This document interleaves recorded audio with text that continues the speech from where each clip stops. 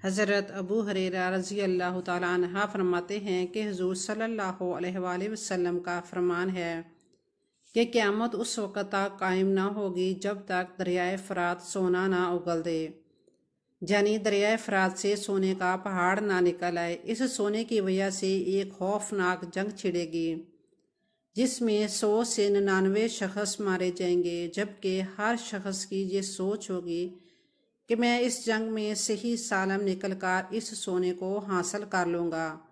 ایک اور روایت میں بیان ہوا ہے کہ دریائے فرات خشک ہو کر سونے کے پہاڑ کو ظاہر کر دے گا، لہٰذا اس موقع پر کوئی شخص بھی موجود ہو اس میں سے کچھ بھی نہ لے۔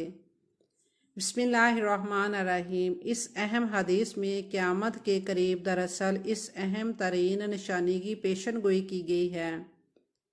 یہ دریائے فرات کے اس وقت کے عروج کا زمانہ تھا جب یہ اپنی پوری شان و شوکت سے بہتا تھا۔ اس دریا کے بہاؤ کو دیکھتے ہوئے کسی بندے کے وہم و گمان میں بھی نہیں تھا کہ یہ دریا یعنی دریائے فرات بھی کبھی خشک ہوگا، اور خشک ہونے کے بعد ایسے لوگوں کو ایسی آزمائش میں ڈال دے گا جن کے دل میں مال و زر کی محبت ہوگی۔ اس آزمائش میں پڑنے والے وہ لوگ ہوں گے جو دنیاوی دولت کے پجاری ہوں گے، جبکہ ان میں ایک گروہ ایسا بھی ہوگا جو رسول اللہ صلی اللہ علیہ وآلہ وسلم کی حدیث کے مطابق اس آزمائش سے دور رہیں گے۔ یہ آزمائش ان دو گروہوں میں فرق کو واضح کرنے والی ہوگی۔ فرات دریا اپنے اندر ایک تاریخ کو سموئے ہوئے ہے۔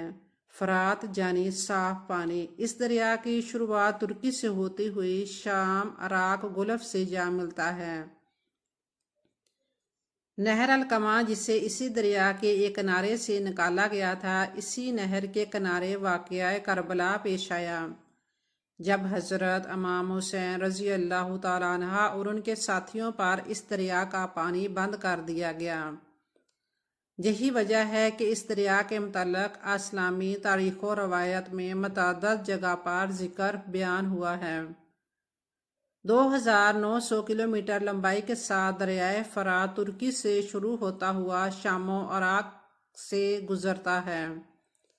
دریائے دجلہ، جس کے بارے میں کہا جاتا ہے کہ اس دریا کے ذریعے انسان نے زراعت کی ابتدا کی تھی، ان دونوں دریاؤں کا ملاؤ برشن گلوف میں ایک دوسرے سے جا ملتا ہے، جس سے شتول عرب کہا جاتا ہے، اور اسی دریا کو ایران و عراق کا بارڈر بھی کہا جاتا ہے۔ اس زمین کو بحر النرین بھی کہا جاتا ہے، جس کی سرسبز رنگین ہونے کی وجہ سے فرات و دجلہ دریا ہیں۔ اس سرزمین میں بہت سے تہذیبوں نے ترقی بھی کی، کیونکہ ایک وقت میں یہ سرزمین انسانی تہذیب کا مین مرکز تھی۔ بابل کے قدیم دارالخلافہ کی بنیاد اسی دریا کے کنارے سے رکھی گئی تھی۔ بعض روایتوں میں دریا فرات کے پانی کو پاک و فضیلت میں بیان کیا گیا ہے کہ اس دریا کا پانی میں جنت کا پانی شامل ہے، جو 7ویں آسمان پر موجود سدرۃ المنتہا کی جڑوں سے نکل کر اس دریا میں شامل ہوتا ہے۔ بہرحال اس بات کو آج سائنس کے دور میں بھی ثابت کرنا مشکل ہے کہ یہ پانی 7ویں آسمان میں موجود بیری کے درختوں کی جڑوں سے کیسے نکل کر اس دریا میں شامل ہو رہا ہے۔ اس بارے میں مالک کائنات ہی بہتر جانتا ہے۔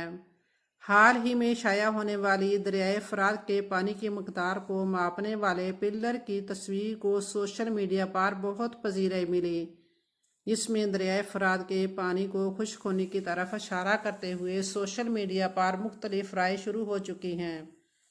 کچھ لوگوں کے مطابق اس دریا سے ملنے والے تیل کو سمجھانے کے لیے سونے سے مشابکت دی گئی، اور کچھ کا خیال ہے کہ سچ میں دریا سے نکلنے والا سونے کا پہاڑ دریافت کر لیا گیا۔ اسی خبر نے اس وقت پوری دنیا میں شہرت حاصل کر لی، جبکہ کہا گیا عراق میں دجلہ کنارے 30,000 سالہ پرانی ایک بستی دریافت ہوئی ہے۔ اس پر ریسرچ کرنے والی ماہر آثار قدیمہ کی ٹیم کا کہنا ہے کہ اس بستی کا دورانیہ 1275 سے لے کر 1475 تک ہے، جس سے ایک آنے والے شدید زلزلے نے زمین بوس کر ڈالا۔ دنیا کا سب سے پہلا اور قدیم شہر جسے میسوپوٹیمیا بھی کہا جاتا ہے، یہ بابل کا قدیم شہر تھا۔ जो अब खंडरात में तब्दील हो चुका है। 2 लाख से ज़्यादा आबादी रखने वाला ये शहर बगदाद से 100 किलोमीटर की दूरी पर दरियाए फरात के किनारे आबाद होने वाला ये इंसानी तारीख का पहला शहर था। इस शहर का तज़किरा 4000 साल कबल मसीह की तहरीरों में भी किया गया। दुनिया में जब पहले कत्ल का वाक़या यानी हाबील और कबील का वाक़या पेश आया, उस वक़्त तौरात के मुताबिक हज़रत आदम अलैहिस्सलाम बाबल अरा के इलाकों में ही रहते थे। हाबील को कत्ल करने के बाद काबील अपने अहलवयाल के साथ बाबल की पहाड़ों में जा छुपा था, जिससे उस जगह का नाम बाबल पड़ा और बाबल के मानी हैं जुदाई। हज़रत इदरीस अलैहिस्सलाम के दौरे नबूवत में काबील की औलादों ने बहुत फसाद बर्पा कर रखा था और काबील की औलादों ने पहाड़ से नीचे उतर कर भी फसाद बर्पा करना शुरू कर दिया। इन फसादी लोगों के साथ इस शर ने अपने साथ इन नेक लोगों को भी शामिल कर लिया जो फसादी न थे, मगर हालात की वजह से इन्हें इस गुरोह में शामिल होने पड़ा। इन सारे हालात को देखते हुए हज़रत इदरीस अलैहिस्सलाम ने अल्लाह पाक से इन लोगों के बसने के लिए भी दरिया के किनारे शहर आबाद करने की दुआ की। दुआ कबूल हुई तो इन्हें बैबलून शहर मिस्र में दरियाए किनारे आबाद करने की इजाज़त मिल गई। बैबलून जिसका माने हुआ अच्छी फुरकत या अच्छी जुदाई। इस शहर के तबाह होने के बाद अब हाल में जब इस दरिया से वो खंडरात दिखाई दिए तो लोगों ने इसे सोने के पहाड़ से तशबीह दी, मगर इस पहाड़ और रसूलुल्लाह सल्लल्लाहु अलैहि वसल्लम की हदीस मुबारक का आपस में कोई ताल्लुक नहीं। हाँ, ये अलग बात है कि ये एक अहम और अलग खोज हो सकती है जिसे माहिरीन सोने के पहाड़ से तशबीह देते हैं। दरियाए फरात में पानी की सतह कम होने की एक वजह बनने वाले ये डैम भी हो सकते हैं जो तुर्किया और शाम ने ज़्यादा तादाद में बना रखे हैं। इस दरिया पर बनने वाला पहला डैम 1970 में तुर्की ने शाम के बॉर्डर पर बनाया और इसका पानी मुकम्मल बंद करने की वजह से तुर्की और शाम का जो दरमियानी हिस्सा बिल्कुल खुश्क होने की वजह से ये कदीम शहर दरियाफ्त हो गया। क्योंकि बाबल शहर कदीम सकाफ़तों का मरकज़ था। बाज़ लोगों के मुताबिक इस इलाके में ख़जाने मौजूद हो सकते हैं, जैसा कि दरियाफ्त होने वाली कदीम बस्तियों से ख़जाने के आसार नमूदार हो चुके हैं और कुर्ब जुबार में बसने वाले लोग इन छोटी छोटी चट्टानों से इस ख़जाने को निकाला करते थे, मगर ये छोटी छोटी चट्टानें भी आने वाले ज़लज़ले की वजह से दरिया के नीचे दफन हो गईं। आज भी इन छोटी चट्टानों को ढूंढकर दरियाए फरात से खजाने को निकाला जाता है, जिसे बुनियाद बनाकर इस पेशन गोई को साबित करने की कोशिश की जाती है। मगर हकीकत तो ये है कि अब तक दरियाए फरात से बाफर मकदार में कोई ख़जाना या सोने की कसीर मकदार नहीं निकली।